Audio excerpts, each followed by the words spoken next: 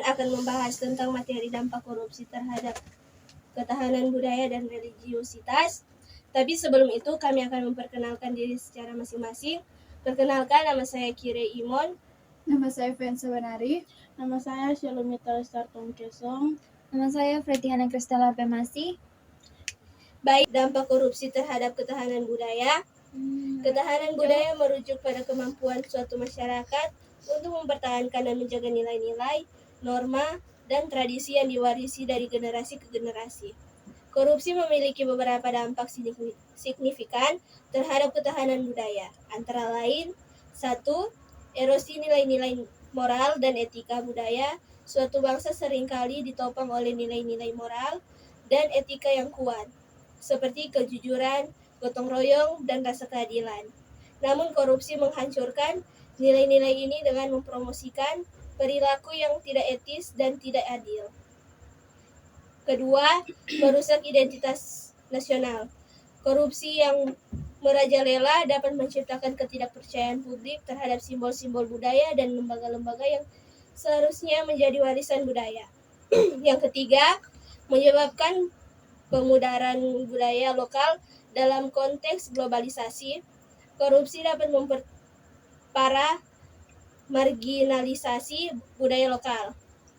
Praktik korupsi yang dilakukan oleh elit politik atau ekonomi seringkali mengabaikan atau bahkan merusak aset budaya lokal yang berharga, seperti situs sejarah, adat istiadat, dan bahasa daerah. Kita tiba pada pembahasan yang kedua.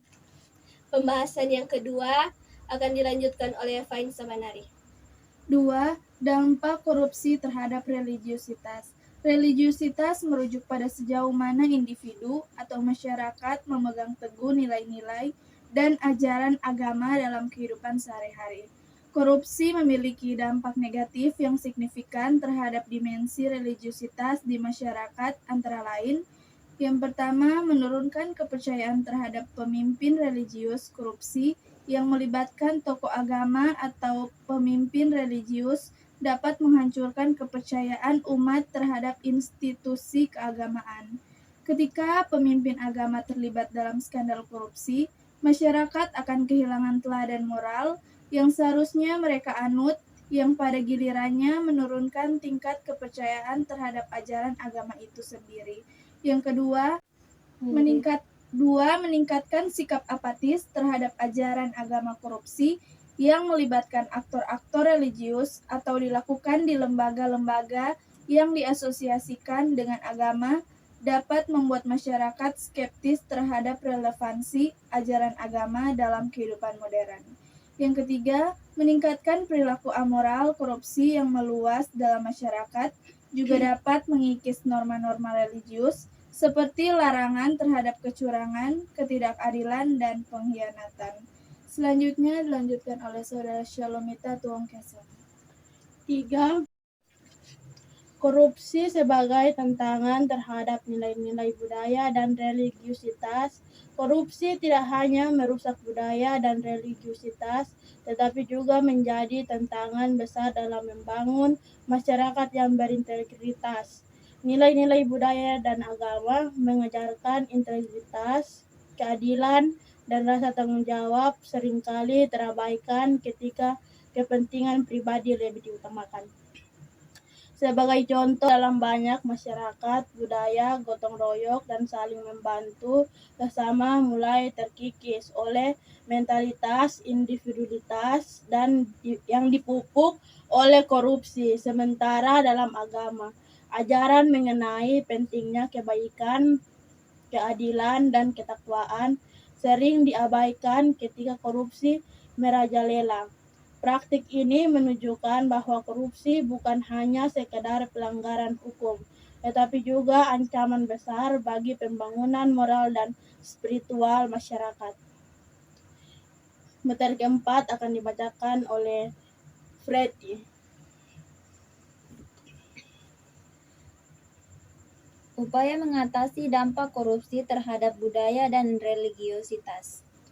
Untuk memulihkan ketahanan budaya dan religiusitas yang terdampak oleh korupsi, diperlukan langkah-langkah yang strategis, antara lain: Pertama, menguatkan pendidikan moral dan etika pendidikan yang berfokus pada pembentukan karakter yang kuat dan integritas perlu diperkuat baik dalam institusi pendidikan formal maupun non-formal.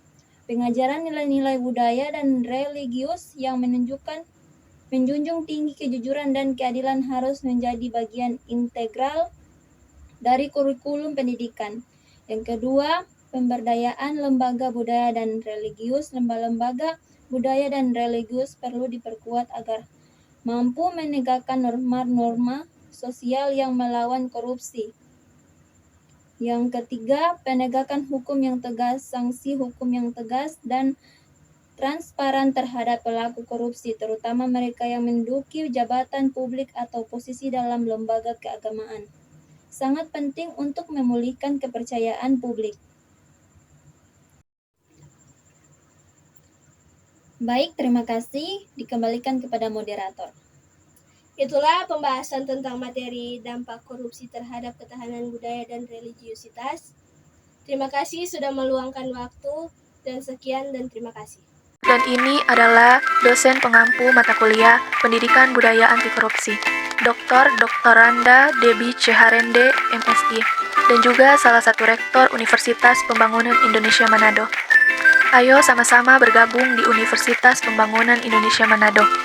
Berikut cuplikan singkat tentang Universitas Pembangunan Indonesia Manado.